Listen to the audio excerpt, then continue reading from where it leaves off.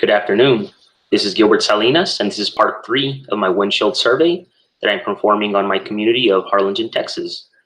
So during my trips, I observed very few families out in the neighborhoods. And in the areas where I did visualize families out, it was in the neighborhoods that were closest to parks. In fact, the majority of families I saw were walking in the direction of the park. And when I saw families out, the majority were mothers plus children, followed by mothers and fathers plus children, and to a lesser extent, fathers with children. No noticeable subgroups were present in any of the neighborhoods. Also, no signs present advertising any community meetings or events. Also, I did not come across any neighborhood watch signs. That one really surprised me. In one particular neighborhood, I do know that they have a neighborhood watch program. It's a neighborhood where a good friend of mine lives, but no sign was present. So I suspect that they're using other forms of communication detailing the circumstances of their neighborhood watch program. However, on 3 separate occasions in different neighborhoods, I did come across a drive slow, children at play sign. And in one instance, there was also a home that had a personal sign made stating drive as if your children lived here. So throughout some of the neighborhoods, I did see those signs, so reminding drivers to be cautious because there may be children playing around.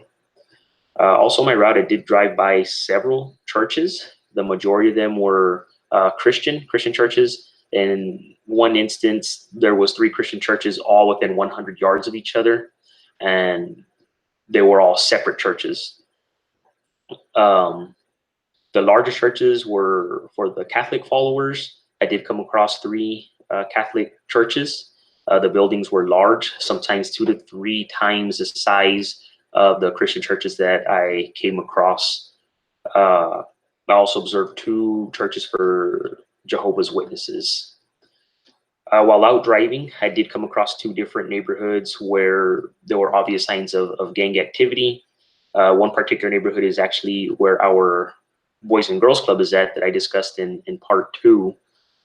There was a large building, it was abandoned, it was for sale, and there was a significant amount of graffiti on the wall, and also on the back wall of the Boys and Girls Club itself, there was a significant amount of graffiti also.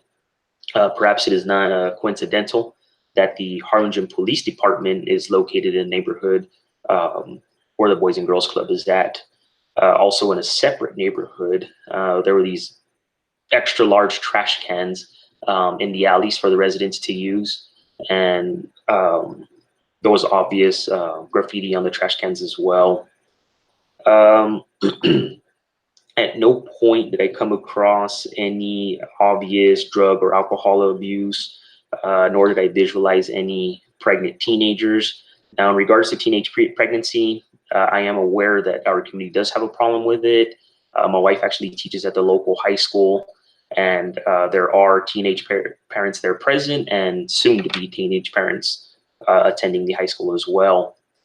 Also in regards to the gang activity and drug activity, I am a lifelong resident of Harlingen. I am aware of which neighborhoods where I would have found gang and drug activity, and I intentionally avoided those neighborhoods for safety reasons. I felt like driving around, making observations, and jotting down notes would have drawn attention to myself that I did not want.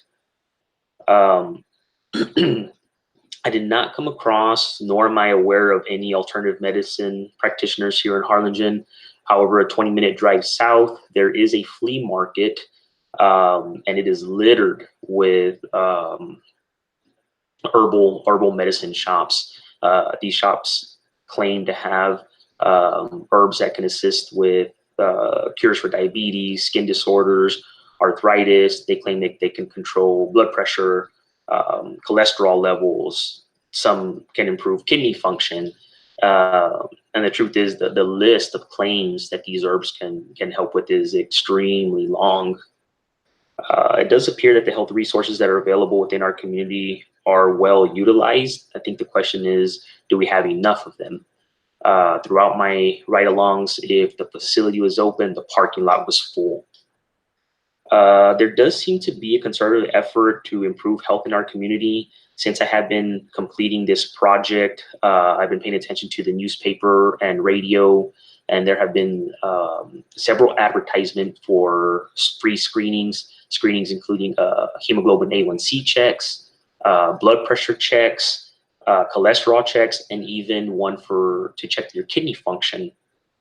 And a couple of weeks ago, also, there was an advertisement on the radio offering coupons for $50 mammograms, and they gave the buyers several months to go and complete their mammogram. This completes part 3 of my windshield survey. Thank you.